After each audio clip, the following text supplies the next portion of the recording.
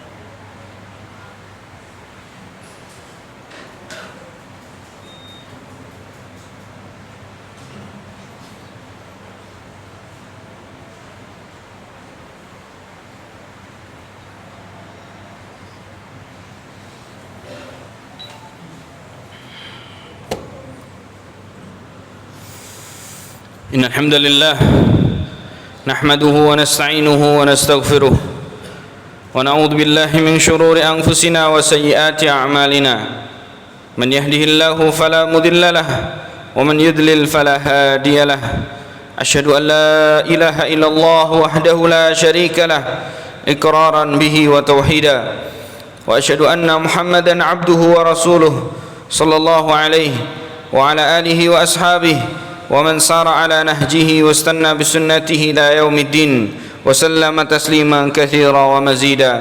يقول الله تعالى في كتابه العزيز: يا أيها الذين آمنوا اتقوا الله حق تقاته ولا تموتن إلا وأنتم مسلمون.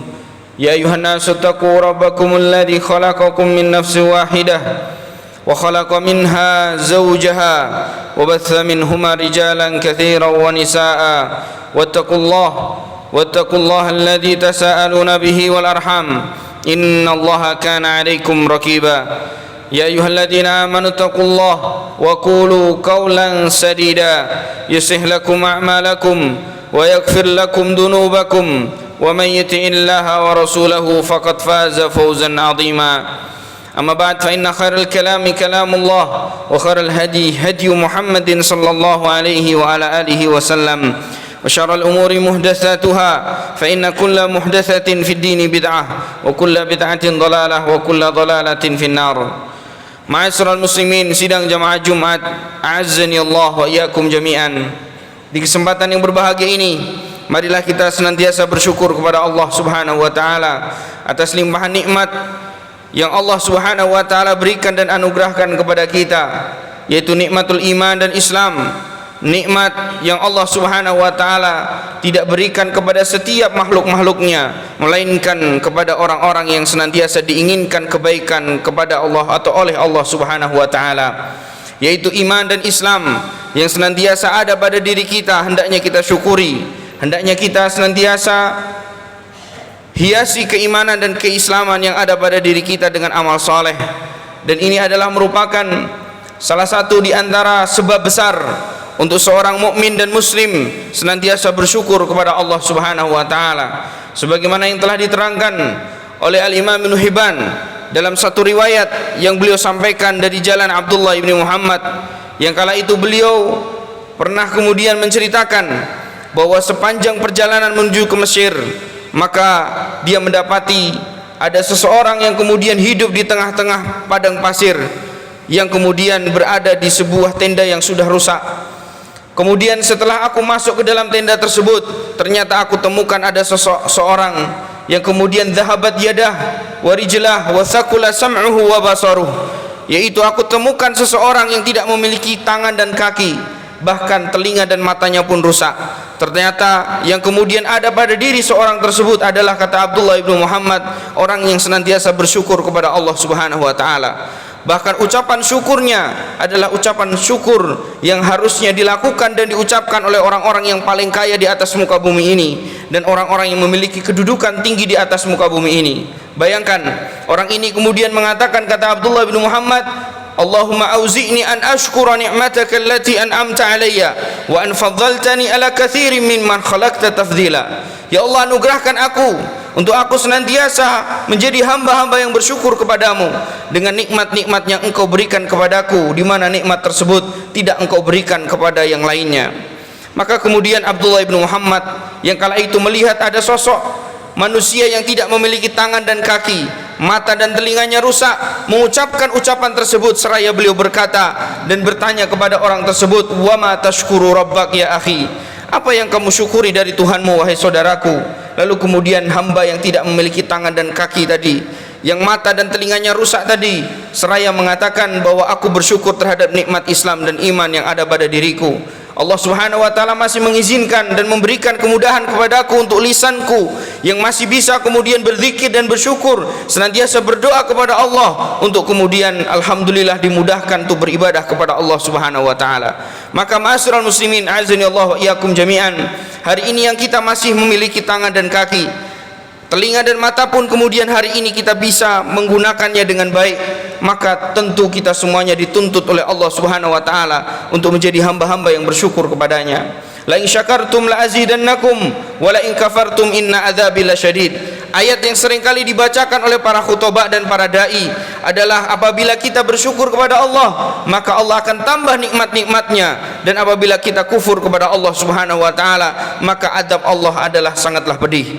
Maka ayat ini, jamaah yang dimuliakan oleh Allah Subhanahu wa taala, tentunya harus kita ingat bahwa kita hari ini walaupun tidak memiliki rumah, walaupun hari ini kita tidak memiliki pasangan, walaupun hari ini kita tidak memiliki anak, ataupun kemudian hari ini ada di antara kita yang kemudian rusak ataupun hancur usahanya ataupun karirnya, ketahuilah selama kita masih hari ini memiliki iman dan Islam, hendaknya kita bersyukur kepada Allah Subhanahu wa taala.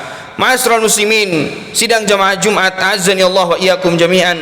Salawat dan salam mudah-mudahan tetap tercurah dan terlimpahkan kepada junjungan Nabi besar kita Muhammad sallallahu alaihi wasallam, kepada keluarga beliau, kepada istri-istri beliau, kepada sahabat-sahabat beliau, dan mudah-mudahan merambah kepada kita semuanya selaku umat yang senantiasa dituntut oleh Allah Subhanahu wa taala untuk mengikuti sunnah-sunnah beliau Nabi kita Muhammad sallallahu alaihi wasallam. Allah Subhanahu wa taala berfirman, "Qul in kuntum tuhibbunallah fattabi'uni yuhibbukumullah." Katakan wahai Muhammad kepada hamba-hambaku, apabila mereka benar-benar mencintai Allah, maka katakan kepada mereka untuk mereka mengikuti Nabi Muhammad sallallahu alaihi wasallam, maka kemudian ganjaran bagi mereka adalah yuhibbukumullah. Allah pun akan mencintai mereka hamba-hamba yang mengikuti Nabi kita Muhammad sallallahu alaihi wasallam. Maka salawat dan salam yang kemudian senantiasa kita aturkan kepada beliau bukan hanya dari sisi lisan kita, bukan hanya dari sisi bagaimana kemudian lisan kita membasahi dengan salawat kepada beliau. Benar memang Rasulullah SAW bersabda, "Man shalla alayya wahidan sallallahu alaihi biha asra." Benar memang dalam hadis sahih Rasulullah SAW pernah menyebutkan, barang siapa yang bersolawat kepadaku 1 kali, maka Allah Subhanahu wa taala akan kemudian bersolawat kepadanya sebanyak 10 kali. Akan tetapi tentu mengikuti Nabi Muhammad SAW bukan hanya dengan kita bersolawat, akan tetapi bagaimana kemudian kita solatnya, manasiknya, seluruh ucapan dan perbuatan kita hendaknya mengikuti apa yang diajarkan oleh Nabi kita sallallahu alaihi wasallam. Itulah yang kemudian diterangkan oleh Allah Subhanahu wa taala kepada kita semuanya. Ma'asyiral muslimin, sidang jamaah Jumat azanillahu wa iyyakum jami'an. Pada kesempatan khutbah yang berbahagia ini, tak lupa pula khatib mewasiatkan kepada khatib pribadi dan juga seluruh jamaah yang hadir di masjid ini untuk senantiasa kita bertakwa kepada Allah Subhanahu wa taala. Bertakwa dengan sebenar-benarnya takwa, dengan cara kita menuntut ilmu agama Allah Subhanahu wa taala, agar kita tahu mana saja yang akan kemudian kita lakukan berdasarkan Al-Qur'an dan sunnah Nabi kita SAW dengan pemahaman para sahabat radhiyallahu taala anhum, dan mana-mana saja yang kemudian kita bisa tinggalkan dengan apa yang kemudian Rasulullah SAW larang atas kita semuanya. Para ulama kita pernah menerangkan bahwa mustahil bagi seorang mukmin dan muslim ketika dia menginginkan untuk dia seorang yang kemudian bertakwa kepada Allah, lalu kemudian dia tidak menuntut ilmu agama. Bagaimana bisa dia kemudian mengerjakan sesuatu yang menjadi perintah mereka sedangkan mereka tidak tahu perintah-perintahnya? Demikian pula bagaimana mungkin seorang mukmin akan menjadi orang-orang meninggalkan kemaksiatan sedang dia tidak tahu ternyata kemaksiatan yang sering dilakukan adalah merupakan kemaksiatan yang di dalam agama Allah Subhanahu wa taala. Berapa banyak di antara kita yang kemudian bertransaksi dengan transaksi haram, bahkan mungkin ada di antara kita yang kemudian bertransaksi dengan transaksi riba, tetapi kita tidak tahu bahwasanya itu adalah perkara yang dilarang oleh Allah Subhanahu wa taala. Atau bahkan di antara kita, bahkan anak-anak kita, mereka kemudian berboncengan ria dengan teman-teman perempuannya, atau mungkin di antara kita, istri kita, atau mungkin bahkan diri kita di kantor kita ikhtilat dengan wanita-wanita yang bukan mahramnya, padahal itu adalah perkara-perkara yang dilarang oleh Allah Subhanahu wa taala, yang merupakan wasiat dari para khutbah di setiap Jumat. Seringkali kita dengarkan nasihat-nasihat demikian di khutbah-khutbah Jumat, namun kemudian ternyata setelah kita kembali ke kantor kita, kita pun kembali bercanda dengan mereka wanita-wanita yang bukan mahram kita, padahal itu adalah wasiat yang diwasiatkan oleh para khutbah dalam khutbah-khutbah Jumat mereka. Ma'asyiral muslimin azanillahu wa iyyakum jami'an. Dari situlah kemudian kita memahami bahwa sungguh tidak akan mungkin kita akan bertakwa kepada Allah kalau kita tidak kemudian menjadi hamba-hamba yang menuntut ilmu agama Allah Subhanahu wa taala. Belajar ilmu agama agar kita tahu mana-mana saja yang diperintahkan dan mana-mana saja yang kemudian dilarang atas kita seorang mukmin dan muslim ini. Ma'asyiral muslimin, sidang jamaah Jumat azanillahu wa iyyakum jami'an. Dalam kesempatan khutbah yang berbahagia ini, khatib ingin mewasiatkan satu di antara nasihat yang diwasiatkan oleh Nabi kita sallallahu alaihi wasallam ketika Rasulullah SAW satu ketika berada di satu kuburan, di salah satu kuburan di kota Madinah yang kita kenal dengan Baqi. Lalu kemudian Rasulullah sallallahu alaihi wasallam kala itu bersabda di tengah-tengah para sahabat, "Aktsiru min dzikri hadimil ladat." Wahai sahabat-sahabatku, perbanyaklah kalian mengingat tentang penghancur atau pemutus kelezatan. Para sahabat radhiyallahu taala anhum mendengar sabda Nabi SAW yang tadi, seraya mereka bertanya kepada Rasulullah SAW, "Wa ma hadimil ladat ya Rasulullah?" Apa yang engkau maksud dengan pemutus kelezatan wahai Nabi? Maka kemudian Rasulullah SAW pun bersabda, al-maut, yaitu kematian. Jamaah yang dimuliakan oleh Allah Subhanahu wa taala, mungkin sebagian kita hari ini bertanya-tanya, bahkan mungkin ada terketuk dalam hatinya, lagi-lagi dalam khutbah Jumat diterangkan tentang kematian. Bosan sekali kita mendengarkan tentang kematian. Seringkali khutbah Jumat tidak pernah diganti judulnya. Mungkin ada sebagian di antara kita yang berpikiran demikian, tetapi tidak menutup kemungkinan sebagian kita pun kemudian bersyukur ketika kemudian khutbah Jumat kembali diingatkan tentang kematian. Namun perlu diketahui dalam sejarah Islam bahwa Rasulullah SAW mengingatkan tentang kematian, mengingatkan tentang akhirat bukan hanya dalam khutbah Jumat beliau, akan tetapi bahkan dalam khutbah-khutbah yang sakral di setiap tahun hanya sekali seperti Idul Fitri dan Idul Adha. Rasulullah SAW pun disebutkan beliau mengingatkan kematian kepada sahabat-sahabat radhiyallahu taala anhum. Maka khatib berkepentingan untuk kemudian kita saling mengingatkan dalam khutbah ini, untuk kemudian kita mengingat bahwasanya ada pemutus kelezatan yang seringkali kita rasakan dalam kehidupan kita. Pemutus kelezatan bersama kita bersama istri kita bersama anak-anak kita bersama orang tua kita, duduk bersenda gurau, ternyata semua itu ada pemutusnya. Bahkan mungkin ada di antara kita yang kemudian merasakan nikmatnya dan senangnya kita berkumpul, duduk-duduk ngopi bersama teman-teman kita. Ingat bahwa itu semuanya ada pemutus kelezatan-kelezatan tersebut. Para ulama kita rahimahullahu taala dan radhiyallahu taala anhum menyebutkan bahwasanya pemutus kelezatan itu berdasarkan hadis di atas adalah kematian. Barang siapa yang kemudian setiap saat mengingat akan pemutus kelezatan tersebut, maka orang tersebut akan dibimbing oleh Allah Subhanahu wa taala untuk tidak melakukan kemaksiatan kepadanya. Oleh karena itu, Rasulullah Muhammad SAW pernah disebutkan dalam satu hadis yang sahih, yang hadis ini matanya begitu panjang, namun dalam kesempatan khutbah kali ini kita akan singkat sedikit dengan apa yang disampaikan oleh Bara' bin Azib radhiyallahu taala anhu, di mana Rasulullah SAW pernah menceritakan satu cerita yang itu kemudian menjadi gambaran kita semuanya dan introspeksi bagi kita semuanya, bahwa kehidupan kita pasti akan melakukan atau akan merasakan kehidupan yang diceritakan oleh Rasulullah SAW 1400 tahun yang lalu. Rasulullah SAW pernah bersabda di tengah-tengah para sahabat, di mana beliau menyampaikan, inna abdal mu'min idza kana fi qita'i minal hayati dunya wa ikbali minal akhirah nazala ilaihi malaikatu minas sama bidul wujuh.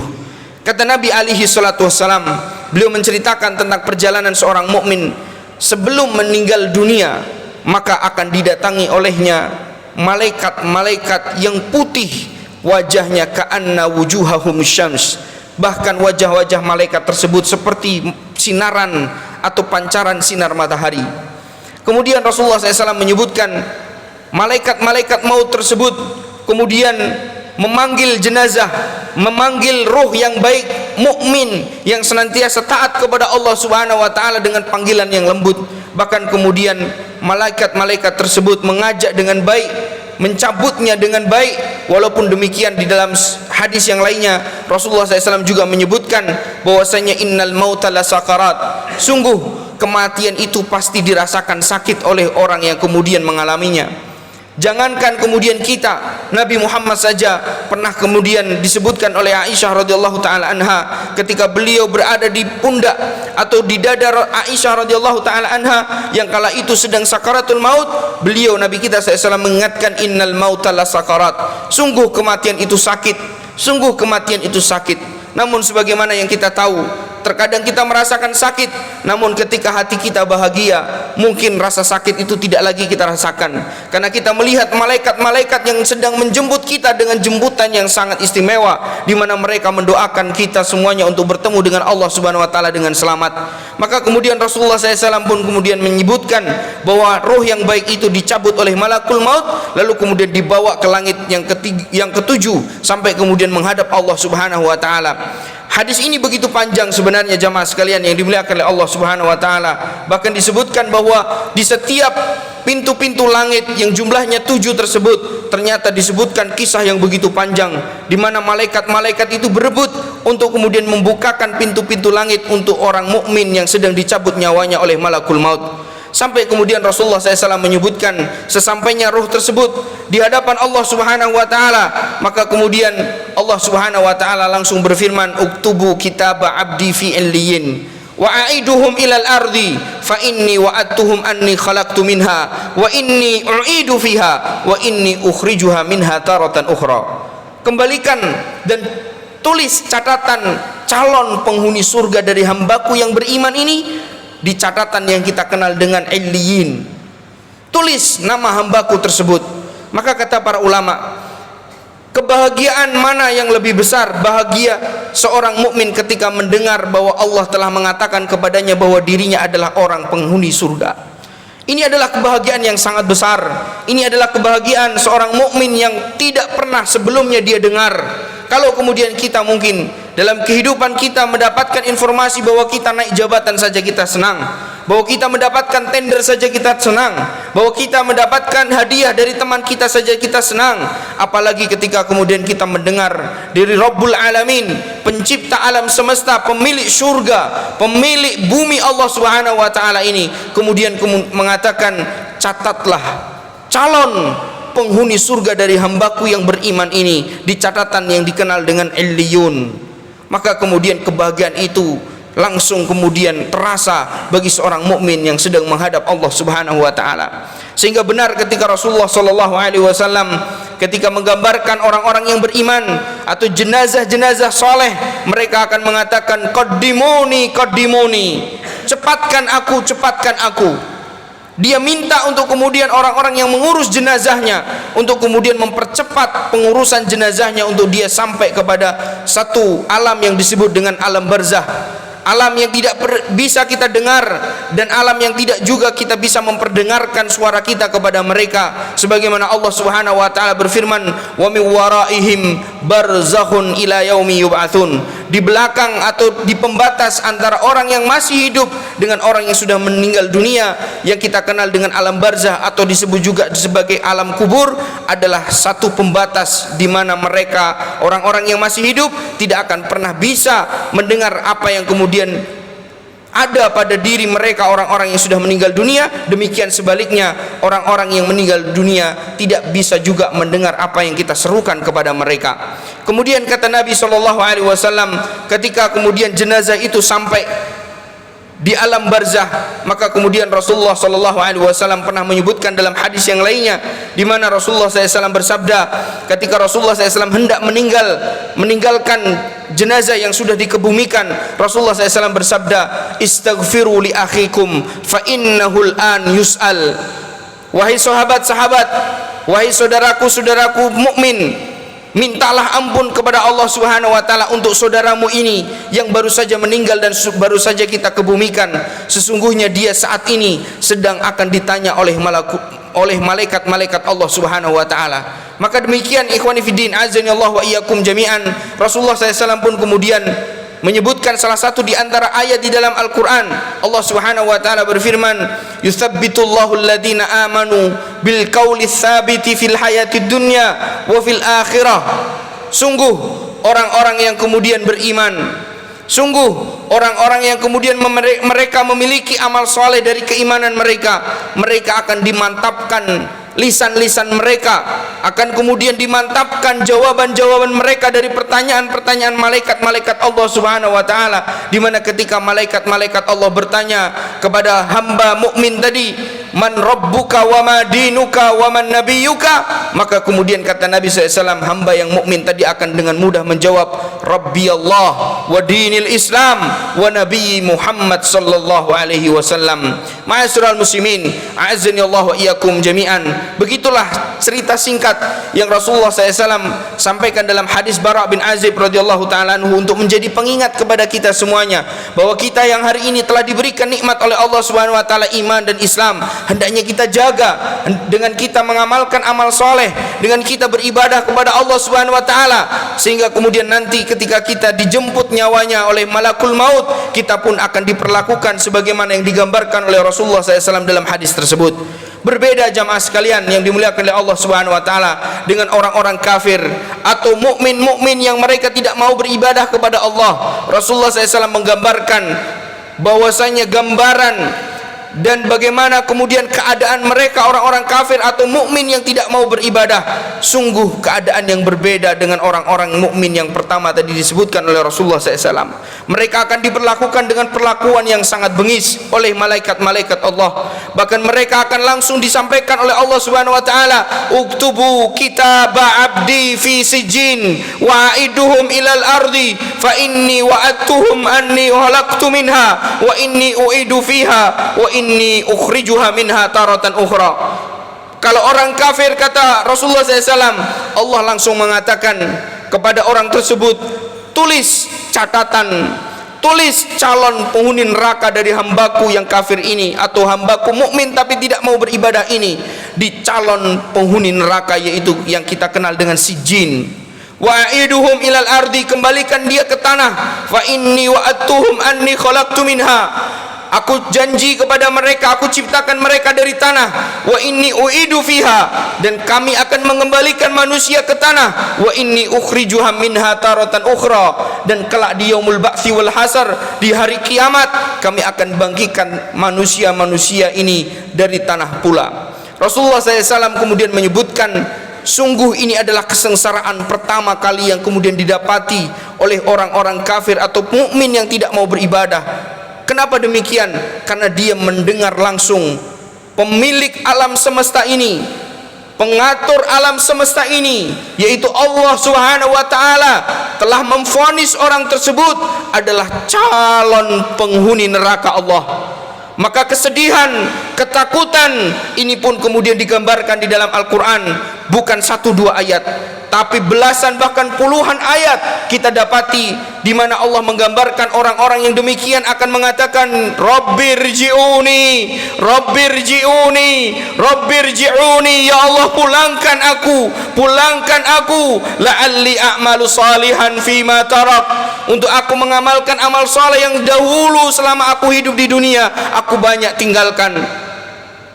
Bahkan ada di antara mereka yang spesifik mengatakan, fa as-saddaqa wa akum minas solihin, ya Allah yang dahulu aku diberikan harta yang begitu banyak, aku tidak mau sedekah, sekarang pulangkan aku ya Allah, hartaku masih belum dibagi oleh anak-anakku, hartaku belum dibagi oleh istri-istriku, maka pulangkan aku untuk aku bersedekah ya Allah. Tapi Allah katakan, kalla, tidak bisa. Ma'asyiral muslimin, azani Allah wa iyyakum jami'an. Maka keadaan yang demikian tentunya kita seorang mukmin tidak menginginkannya. Oleh karena itu, ma'asyiral muslimin, azani Allah wa iyyakum jami'an, marilah pada kesempatan khutbah yang berbahagia ini, khutbah yang senantiasa mengingatkan tentang iman dan Islam yang ada pada diri kita, dan untuk kemudian mengingatkan ketakwaan kita kepada Allah Subhanahu wa taala, mari kita tidak bosan-bosan menasihatkan kepada kami pribadi dan juga seluruh jamaah yang mendengarkan khutbah ini, untuk kita senantiasa bertakwa kepada Allah, tingkatkan amal soleh kita kepada Allah Subhanahu wa taala sebagai bekal untuk kita menghadap Allah Subhanahu wa taala. Barakallahu li wa lakum fil Qur'anil azim wa nafa'ani wa iyyakum bima fihi minal ayati wa dzikril hakim fastaghfiruhu innahu huwal ghafurur rahim.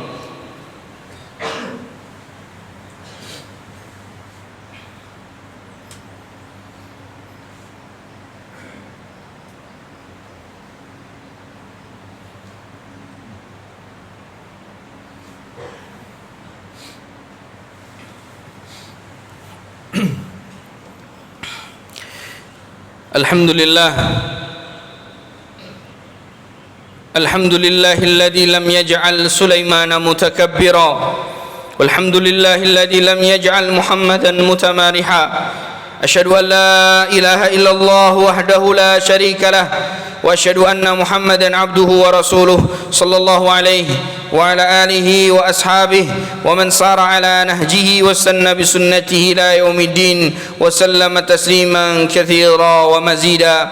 Yaqulullahu ta'ala fi kitabihil aziz, innallaha wa malaikatahu yusalluna 'alan nabi ya ayyuhalladzina amanu sallu 'alaihi wa sallimu taslima. Allahumma salli 'ala Muhammad wa 'ala ali Muhammad kama sallaita 'ala ali Ibrahim wa 'ala ali Ibrahim fil 'alamin innaka Hamidum Majid. wa barik ala Muhammad wa ala ali Muhammad kama barakta ala ali Ibrahim wa ala ali Ibrahim fil alamin innaka Hamidum Majid. Allahumma ighfir lil mu'minina wal mu'minat wal muslimina wal muslimat al ahya'i minhum al amwat innaka sami'un qaribun mujibud da'awat ya qadiyal hajat. Allahumma la tuzigh qulubana ba'da idh hadaitana wa hab lana min ladunka rahmah innaka antal wahhab. Allahumma ya hayyu ya qayyum bi rahmatika nastaghits. Allahumma aslih lana sya'nana kullah wa la takilna ila anfusina tarfata ain. Allahumma aslih ulata umurina.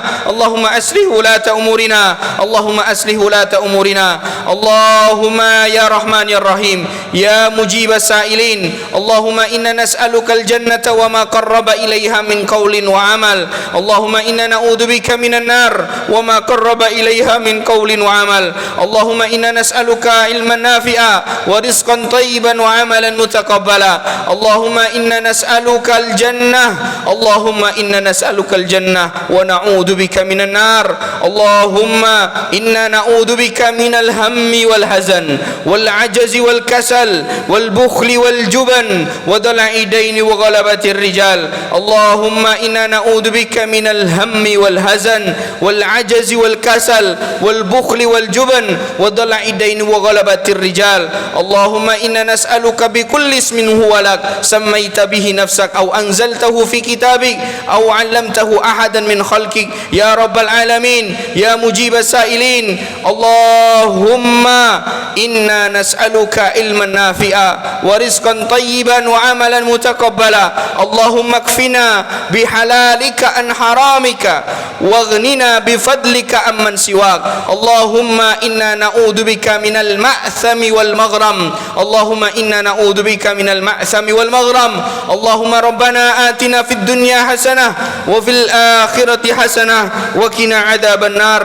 Ibadallah innallaha ya'murukum bil adli wal ihsan wa ita'i dzil qurba wa yanha 'anil fahsya'i wal munkari wal baghi ya'idukum la'allakum tadhakkarun. Fadhkurullaha yadhkurukum washkuruhu 'ala ni'amihi yazidkum wa la dzikrullahi akbar wallahu ya'lamu ma tasna'un. Aqimus shalah.